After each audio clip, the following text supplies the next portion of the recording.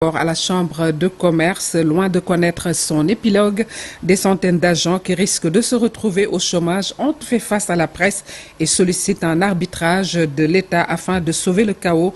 Ousmane Dem, Thierno Diallo, reportage.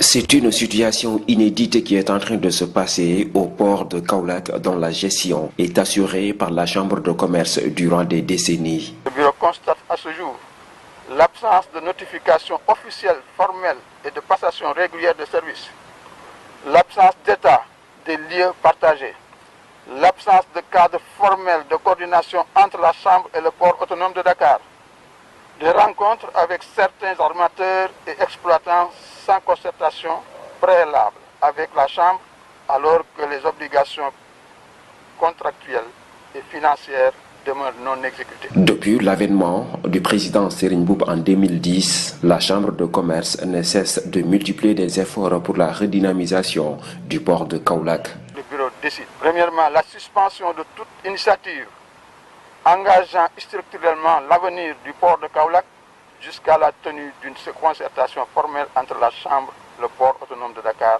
et les autorités compétentes.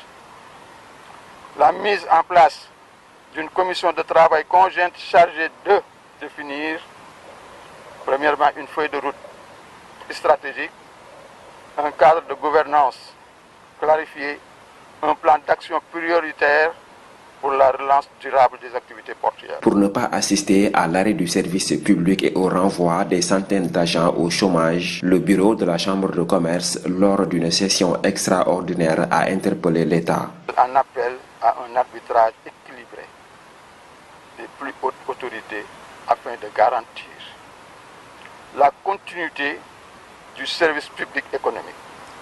Le port de Kaolack n'est pas seulement une infrastructure, il est un outil stratégique de développement territorial, un symbole de l'histoire économique de la région et un levier pour l'avenir. La Chambre de commerce, d'industrie et d'agriculture de Kaolack souhaite un partenariat institutionnel responsable fondé sur la transparence, la légalité et l'intérêt supérieur des populations. L'hôpital Amadou Sakhir Djegué